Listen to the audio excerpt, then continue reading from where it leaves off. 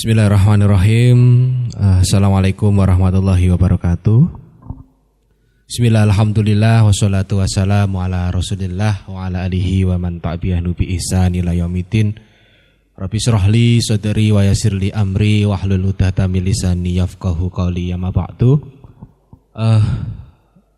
Pertama-tama saya ucapkan terima kasih kepada teman-teman di SMKN 2 Trenggalek yang sudah memberikan waktu ya, memberikan kesempatan untuk kami menyampaikan informasi terkait kesehatan ya. Kemudian yang kedua, saya ucapkan selamat bagi teman-teman yang sudah diterima di SMKN 2 Trenggalek yang pada hari ini melaksanakan MPLS ya. Masa pengenalan lingkungan sekolah. Kemudian yang selanjutnya perkenalan dulu, karena ada pepatah yang mengatakan tak kenal tak sayang gitu. Teman-teman, perkenalkan, nama saya Untung, artinya ndak rugi gitu ya. Nama lengkapnya Untung Yuliantoro. Saya setiap hari berada di Puskesmas Trenggalek, bagian promosi kesehatan dan pemberdayaan masyarakat. Jadi nanti teman-teman yang berorganisasi atau yang mengadakan acara yang berkaitan dengan kesehatan pasti berhubungan dengan saya jika nanti koordinasinya di Puskesmas Trenggalek. Jadi saya itu setiap hari yang diurusi bukan orang sakit ya, tapi setiap hari yang diurusi adalah orang yang sehat. Jadi sekarang eranya itu era paradigma sehat. Kalau dulu negara kita itu menganutnya paradigma sakit. Artinya apa? Kalau dulu yang sehat ini dibiarkan saja, wong sehat ndak diurusi. Jadi yang sakit saja disembuhkan, yang sehat ditokne ya. Tapi dampaknya apa? Dampaknya angka kesakitan pun akan semakin tinggi.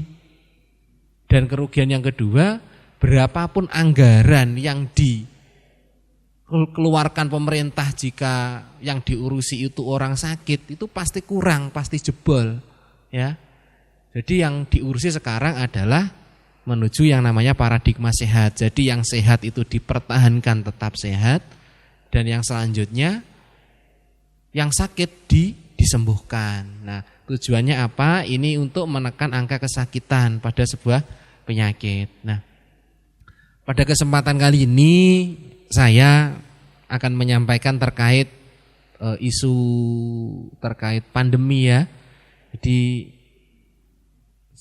sudah sekian tahun, hampir 2 tahun ini kita masih berperang dengan pandemi COVID-19 nih. Jadi butuh kesadaran masyarakat, butuh kesadaran teman-teman semua untuk menjalankan protokol kesehatan agar kita bisa terhindar atau tertular dari COVID-19 ini.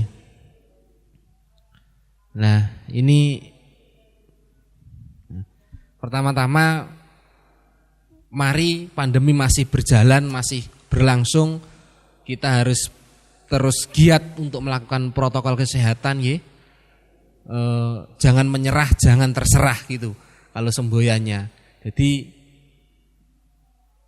terus kita berikhtiar, kita berusaha untuk keluar dari pandemi COVID-19 ini. Untuk selanjutnya, apa sih yang disebut COVID itu ya? Apa sih yang disebut COVID itu? Jadi COVID itu adalah coronavirus disease, ya. COVID coronavirus disease 2019. Nah, corona kalau teman-teman biasa menyebutnya corona gitu ya. Kalau corona itu dari dulu itu sudah ada, ya sudah ada.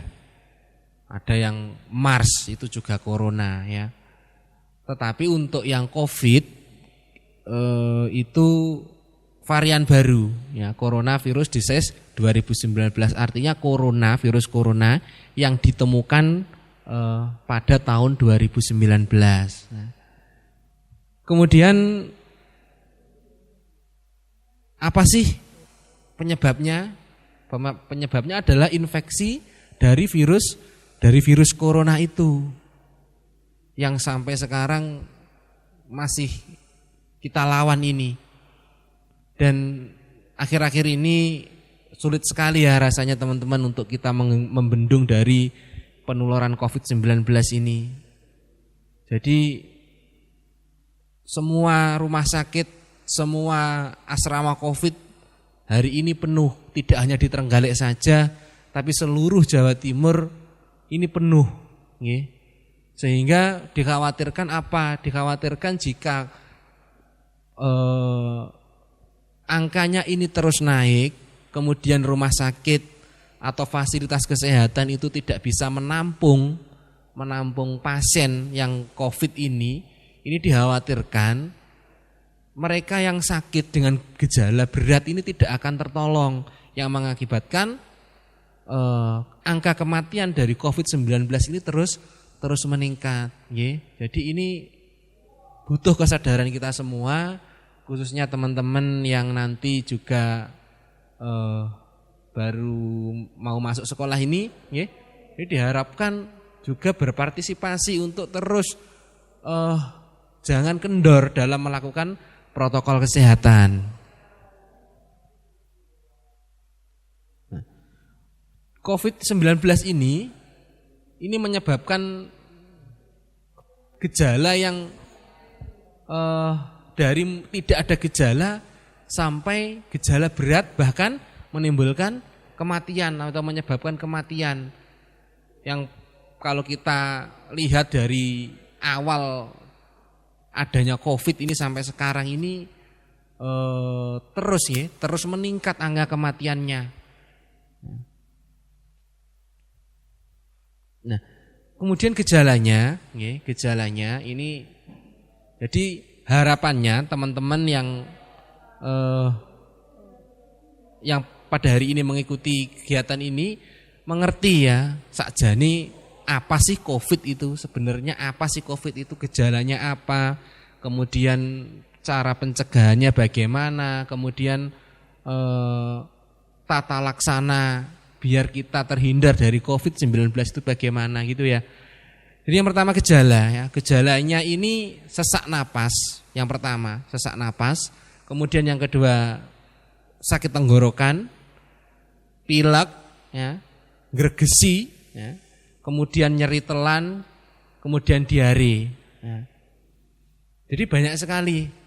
Nah, ini yang menyebabkan multi tafsir di masyarakat. Jadi ada yang menyebutkan dari dulu pilek, watuk itu sudah ada, sekarang kok dikatakan COVID ya. Jadi batuk ataupun pilek, sesak itu bukan sebuah, itu adalah respon tubuh bahwasanya di dalam tubuh kita itu sedang ada masalah ya, ada masalah. Lah, masalahnya apa? Banyak sekali penyakit yang batuk, yang sesak, yang bergejalanya seperti ini.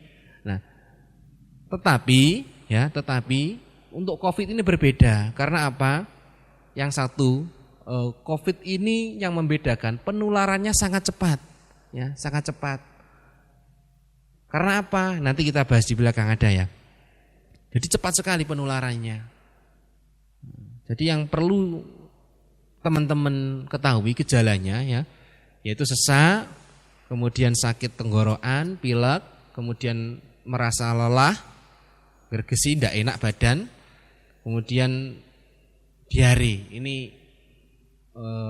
beberapa gejala. Kemudian yang banyak sekali dialami oleh penderita COVID-19 ini adalah hilangnya rasa. Ya, hilangnya rasa. Jadi makan itu tidak terasa, ya hambar rasanya. Kemudian juga hilang bau. Hilang bau, ya tidak bisa membau. Dikasih minyak wangi, minyak kayu putih atau lain sebagainya itu tidak membau. Nah, ini biasanya yang sering terjadi pada penderita COVID-19.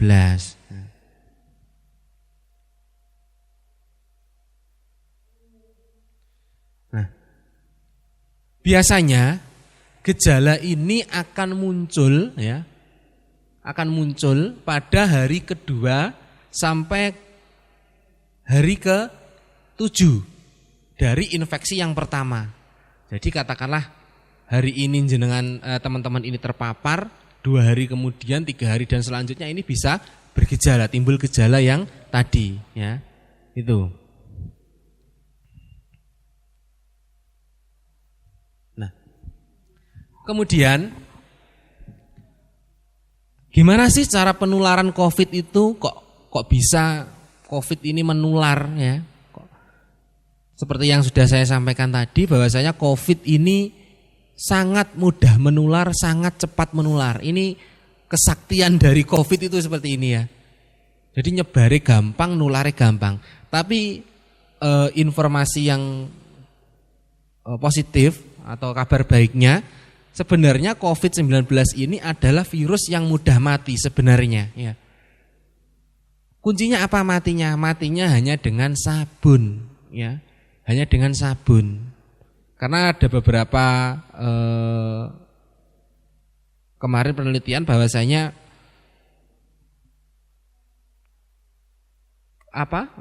formula atau kandungan di virus ini yang di dindingnya, yang di dindingan luar itu adalah lemak ya, lemak formulanya. Jadi ibarat piring itu jika terkena lemak, kalau cuma dikasih air, dibilas dengan air itu pasti masih ada. Tapi kalau dipakai sabun itu pasti hilang. Nah, seperti itu teman-teman mencernanya biar gampang memahami seperti itu ya. Jadi virus ini mudah menyebar, virus ini mudah menular, tetapi sebenarnya virus ini mudah mati jika terkena sabun. Nah. Cara penularannya bagaimana? Jadi ada 2 penularan.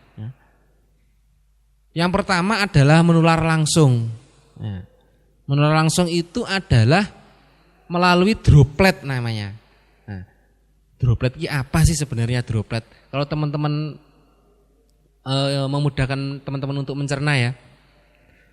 Kalau yang netes itu namanya iler ya. Jadi teman-teman kalau tidur ngoweh itu ya, netes itu namanya iler. Tapi lek mencrot itu namanya droplet. Nah, jadi itu bedanya apa sih yang namanya droplet itu. Jadi teman-teman ketika batuk, ketika bersin, nah ada puncratan itu yang dinamakan droplet. Nah, ini yang bisa menyebabkan penularan secara langsung ya. Jadi dengan teman-teman ini batuk, kemudian ada jaraknya tidak jauh ya, 1 meter 2 meter ada teman, kemudian puncratannya itu langsung terhirup atau menempel pada area mulut, hidung, mata, ini bisa menularkan. Itu kenapa kok kita disuruh untuk jaga jarak aman minimal lebih dari 2 meter itu tujuannya itu teman-teman ya. Jadi teman-teman harus tahu kenapa sih kita harus disuruh untuk cuci tangan, kenapa sih kita harus disuruh untuk jaga jarak. Itu seperti itu penjelasannya. Nah, kenapa cuci tangan? Tadi, kalau virus ini akan mati, akan mudah mati jika terkena sabun. Itu jawabannya. Kemudian yang kedua, kenapa kok kita disuruh jaga jarak? Nah, Tujuannya itu tadi, biar droplet ya, jika ada orang yang bersin, orang yang batuk, itu dropletnya tidak langsung ke atau langsung terkena kita.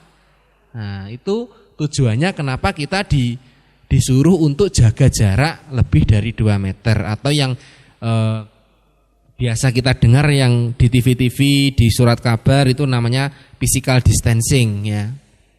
Tujuannya itu. Kemudian selain penularan langsung melalui droplet, itu adalah penularan tidak langsung. Nah, hebatnya ini COVID itu. Ya. Selain kalau beberapa penyakit kan ada yang menular langsung atau menular tidak langsung, karakteristiknya seperti itu. Tapi kalau COVID, dua-duanya bisa menular secara langsung dan tidak langsung. Langsungnya melalui droplet tadi. Kemudian yang kedua secara tidak langsung itu bagaimana? Itu adalah ketika ada orang batuk, ketika ada orang bersin, nah, dropletnya atau punceratannya tadi menempel pada suatu benda. Nah, contoh ada orang bersin, kemudian punceratannya tadi ya itu menempel jatuh di meja, jatuh di benda-benda lain. Nah, kemudian ada orang yang sehat memegang benda yang sudah terkontaminasi droplet tadi, ya, dipegang entah itu meja, entah itu gagang pintu, entah itu benda-benda lainnya. Kemudian setelah memegang benda yang terkena droplet, orang tadi memegang area wajah, ya, area wajah. Kemudian virus itu bisa masuk melalui mulut, hidung, dan mata. Nah, itu orang yang sehat tadi bisa tertular COVID-19. Gitu. Jadi kenapa sih kita disuruh sering cuci tangan? Karena kita tidak tahu juga kita itu pegang benda apa yang sudah terkontaminasi dengan COVID. Makanya sesering mungkinlah Anda melakukan cuci tangan. Dianjurkan juga sesering mungkin kita melakukan disinfektan atau penyemprotan. Nah, nanti penyemprotan ada sendiri di belakang. Jadi itu ya teman-teman ya, untuk dipahami yang cara penularan COVID ini. Ini ya teman-teman harus paham. Jadi teman-teman tahu kenapa sih disuruh cuci tangan, kenapa sih disuruh jaga jarak, kenapa sih disuruh disinfektan dan lain-lain. Jadi semua ini ada maknanya, ada tujuannya gitu. Jadi teman-teman yang diharapkan masyarakat itu tahu, oh COVID itu seperti ini loh, tata laksananya seperti ini loh. Gitu. Nah, dan ini juga yang jadi isu yang berkembang di masyarakat juga. Wong aku lo ndak apa-apa, aku lo ndak bergejala, kenapa kok saya disuruh pakai masker, cuci tangan dan lain sebagainya. Jadi gini teman-teman, tadi di awal sudah saya sampaikan bahwasanya dari COVID ini gejalanya banyak. Ada yang tanpa gejala sampai yang gejala berat bahkan kematian. Nah, bagi orang-orang yang tanpa gejala, ya, atau kita sering disebut OTG, orang tanpa gejala, ya. Jadi mereka itu sehat, Yes, biasa ya ndak batuk, ndak pilek, ndak diare dan lain sebagainya. Tapi dia sudah terkontaminasi COVID-19 atau sudah tertular COVID-19 tanpa gejala. Lah bahayanya apa sih orang-orang yang seperti ini? Bahayanya adalah orang-orang yang tanpa gejala ini bisa menularkan kepada orang lain. Nah, kemudian ada yang namanya orang dengan resiko tinggi. Orang dengan resiko tinggi itu artinya orang jika terkena COVID-19 ini akan mudah bergejala berat atau bahkan menyebabkan kematian. atau orang yang rentan terkena COVID. Itu disebut orang dengan resiko tinggi. Nah, orang dengan resiko tinggi itu siapa sih? Nah, yang pertama adalah orang lanjut usia atau orang tua. Orang tua yang usianya lebih dari 60 tahun. Nah, ini sangat berbahaya jika dia tertular COVID. Nah, kemudian orang yang kondisi imunnya sedang rendah. Ini juga akan sangat berbahaya. Kemudian yang ketiga, ini yang sering menyebabkan kematian, yaitu adanya penyakit yang menyertai atau yang biasa kita dengar yang namanya komorbid. Nah, komorbid itu apa? Ada orang yang menderita hipertensi, diabetes, kemudian jantung, kemudian penyakit paru atau TBC, kemudian kanker dan lain sebagainya. Kenapa COVID berbahaya pada orang-orang komorbid ini? Jadi COVID jika menginfeksi orang-orang komorbid ini akan memperberat kerja dari organ. Ya. Jadi orang dengan hipertensi kok terkena COVID? Nah, hipertensinya ini yang berbahaya. Akan mempengaruhi penyakit lainnya. Orang dengan diabetes kok kena COVID? Ya saya nemen diabetes. Nah, makanya orang tanpa gejala ini walaupun kita itu tidak merasa sakit itu tetap dianjurkan protokol kesehatan. Tujuannya apa? Siapa tahu di rumah kita ada orang-orang yang seperti ini. Ada orang yang lanjut usia, ada yang kemudian sedang imunnya sedang tidak baik, kemudian ada yang bapak ibu atau keluarga lain itu punya komorbid. Jadi berbahaya sekali bagi teman-teman yang jangan merasa kita tanpa gejala kemudian seenaknya sendiri, jangan ya. Jadi teman-teman saya harapkan tetap walaupun tanpa gejala tidak terasa sakit tetap menjaga protokol kesehatan. Nah, itu tentang resiko tinggi orang yang terkena COVID. Ada lagi tambahannya ya, ada ibu hamil yang ini juga banyak sekali kasusnya. Jadi salah satu faktor resiko tingginya adalah ibu hamil. Ini masa pandemi ini dilarang hamil.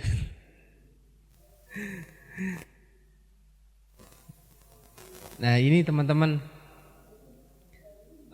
protokol kesehatannya seperti yang sudah saya sampaikan tadi.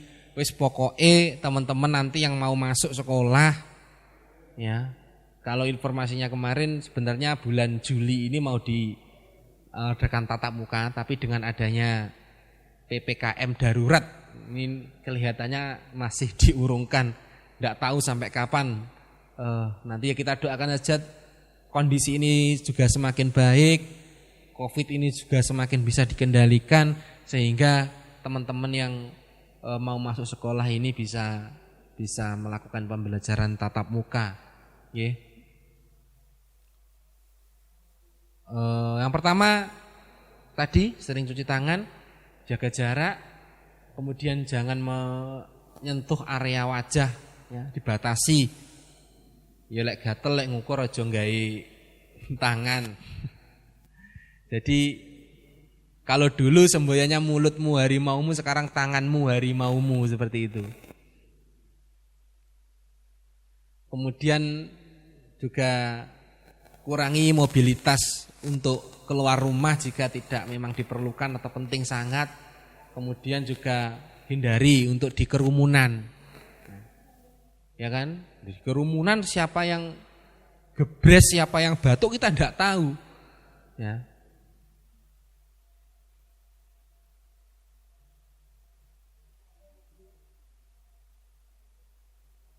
Kemudian masker.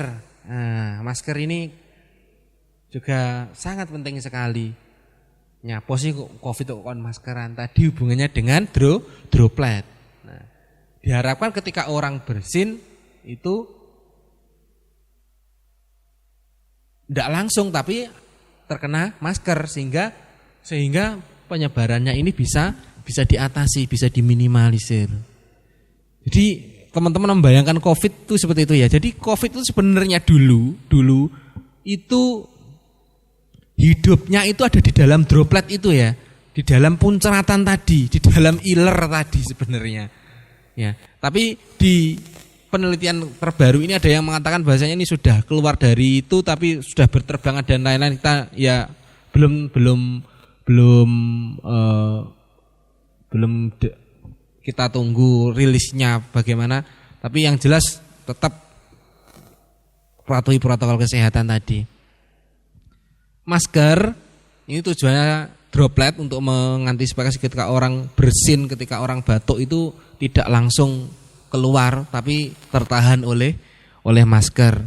Kemudian jika ada orang batuk, jika ada orang bersin, ketika kita pakai masker seendaknya juga tidak terpapar ke kita karena kita terlindungi masker. Nah, yang pakai masker itu siapa? Semuanya. Kalau dulu yang sakit yang pakai masker, tapi sekarang tidak, semuanya. Baik yang sakit, baik yang tidak sakit harus pakai masker. Nah. Kemudian sesering mungkin melakukan disinfektan. Ya, sesering mungkin melakukan disinfektan dan tadi kurangi mobilitas.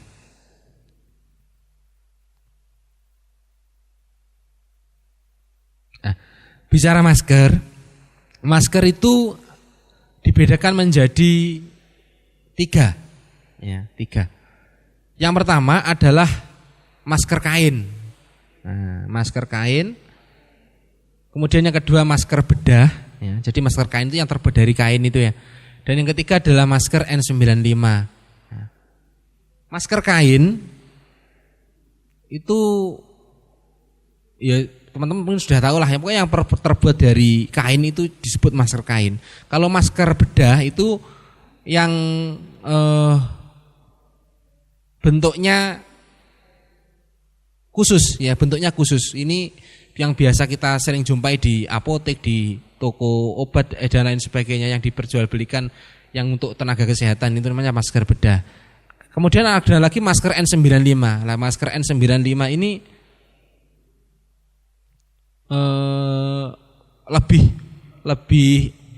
lebih aman lagi ya. Biasanya bentuknya lebih rapat. Kemudian dari ketiga ini, mana sih yang paling ampuh dalam mencegah penularan COVID? Ya jelas N95. Tetapi kalau bisa enggak sih semua ini menangkal COVID? Ya bisa. Ya, bisa. Masker kain pun juga efektif jika penggunaannya 3 lapis. Ya, jadi maskernya ada 3 lapis. Nah, yang direkomendasikan yang mana? Jadi kalau sekarang mungkin masker bedah, karena masker bedah ini sudah kalau awal-awal COVID dulu sulit kita jumpai, sulit kita temukan, langka ya, wis langka regane larang. Tapi sekarang sudah normal, wis banyak masker bedah. Tapi masker bedah ini sifatnya 1 kali pakai. Dalam arti sekali dipakai tidak bisa dicuci, ya harus ganti yang baru. Tapi kalau masker kain itu bisa dicuci, ya bisa dicuci. Kalau N95 sama, 1 kali pakai harus ganti, tidak boleh dicuci. Karena sekali dicuci ya wis, berarti pori-porinya ini akan membesar dan itu sudah tidak memenuhi standar dalam pencegahan COVID-19.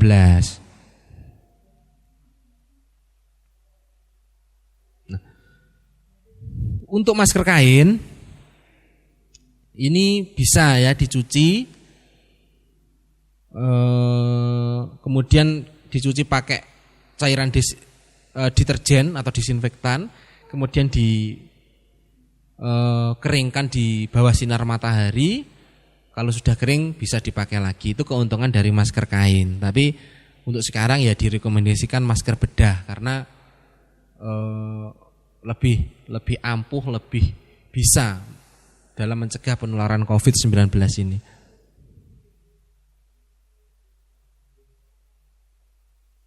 Nah, kemudian bagaimana sih kita memakai masker? Nah, masker itu harus dipakai secara benar. Artinya bagaimana? Memakai masker secara benar itu adalah menutupi seluruh area hidung atau seluruh area mulut. Hidung dan mulut itu harus tertutup. Ya, jadi enggak boleh kan dipelorot nih dan lain sebagainya. Ada yang karena sesek, ampek, mungkin teman-teman yang tidak terbiasa memakai masker, ya tidak biasa pakai masker, menggunakan masker itu ya ampek. Tapi ini harus menjadi sebuah kebiasaan, ya. Pakai masker yang ditutupi mulutnya tok, ya, seperti di gambar ini. Tetapi hidungnya enggak. Nah, ini podo ae percuma. Jadi dua-duanya, hidung dan mulut itu harus tertutup. Nah, nanti apalagi kalau sudah pembelajaran tatap muka ini dimulai, ya harus wajib memakai masker. Karena itu salah satu hal yang utama dalam melakukan pencegahan COVID-19 ini. Nah. Jadi itu ya, kemudian menaruh masker di bawah dagu, itu juga tidak boleh. Karena ketika masker dipakai, ya udah tidak boleh diutak-utik karena kita tidak tahu bagian tubuh mana yang sudah terkontaminasi dari COVID ini. Kemudian ketika memakai masker jangan menyentuh bagian depan masker karena bagian depan masker ini sudah dimungkinkan itu sudah terpapar COVID-19. Nah, kemudian meletakkan masker di sembarang tempat juga tidak boleh. Karena apa? Tadi kita tidak tahu benda mana yang sudah terpapar COVID, yang sudah ada COVID-nya.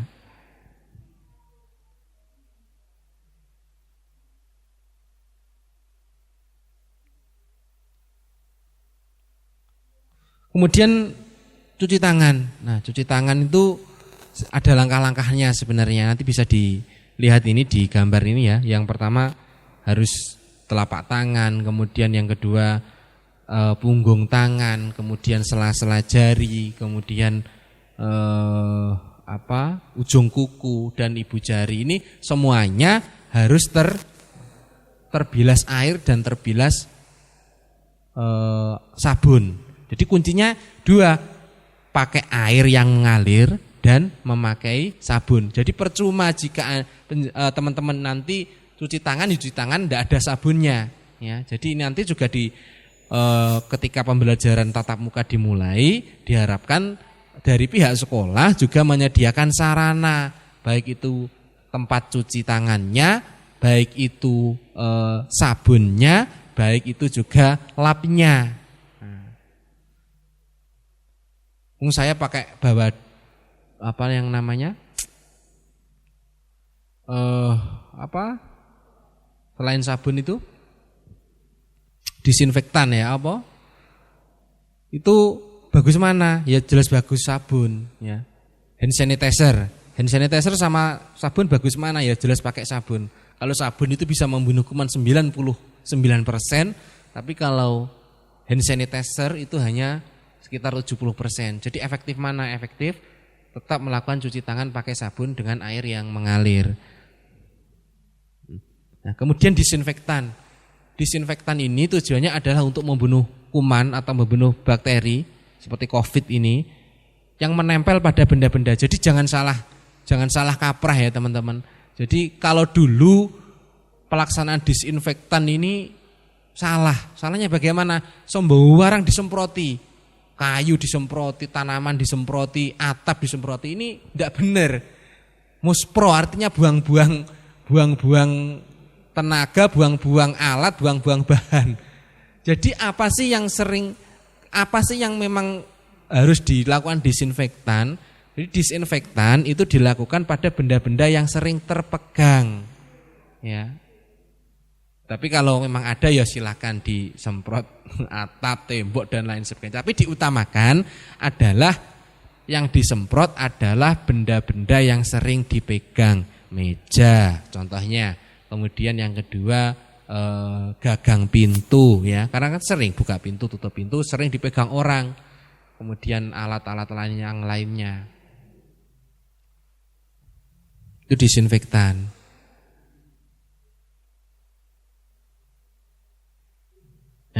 teman-teman nanti juga jika melakukan disinfektan, ini buat teman-teman baik yang siswa ataupun dari teman-teman guru atau teman-teman dari pengelola sekolah, disinfektan itu adalah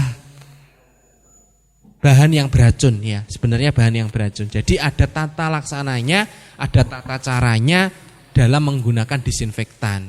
Yaitu yang pertama harus memakai APD atau alat pelindung diri. Jadi ketika nyemprot itu harus pakai masker, harus pakai handscoon ya. Kemudian setelah melakukan penyemprotan atau melakukan disinfektan itu harus melakukan cuci tangan.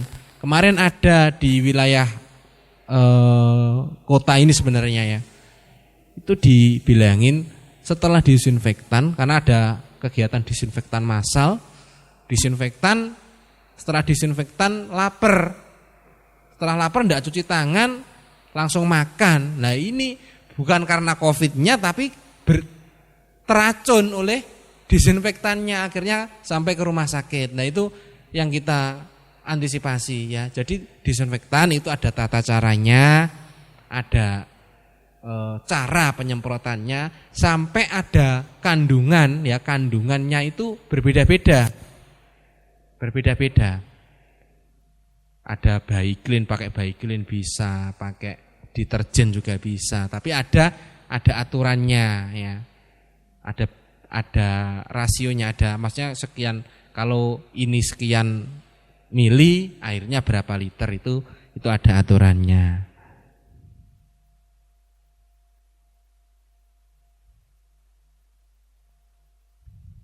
Ini tak usah ya, lanjut. Nah, kemudian selain yang tadi dikatakan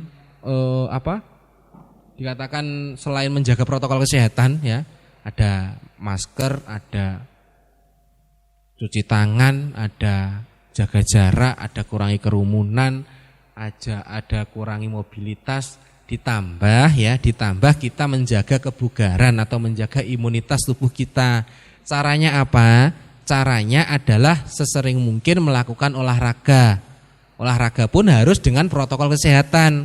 Jangan lari-lari tapi bareng-bareng enggak pakai masker. Ya tetap olahraga tapi tetap protokol kesehatan. Nah, kemudian yang kedua adalah tetap menjaga asupan gizi kita ya. Kalau di media-media itu yang Dokter Tirta itu ya, pokoknya mangan masker, bukan mangan masker, tapi artinya yo makannya cukup bergizi dan maskernya juga tetap dipakai secara benar ya. Jadi makanannya itu memenuhi 4 bintang ya namanya, atau yang disebut dengan gizi seimbang. Jadi tetap ada lauknya, ada proteinnya, ada karbohidratnya, pokoknya lengkap ya, lengkap. Jadi jangan cuma nasi sama sayur ya, harus ada proteinnya, harus ada lemaknya dan lain-lain, atau yang disebut dengan gizi seimbang ya. Kemudian berjemur di terik matahari. Nah, ada anggapan COVID akan mati jika terkena sinar matahari atau DD ya, itu salah. Itu salah.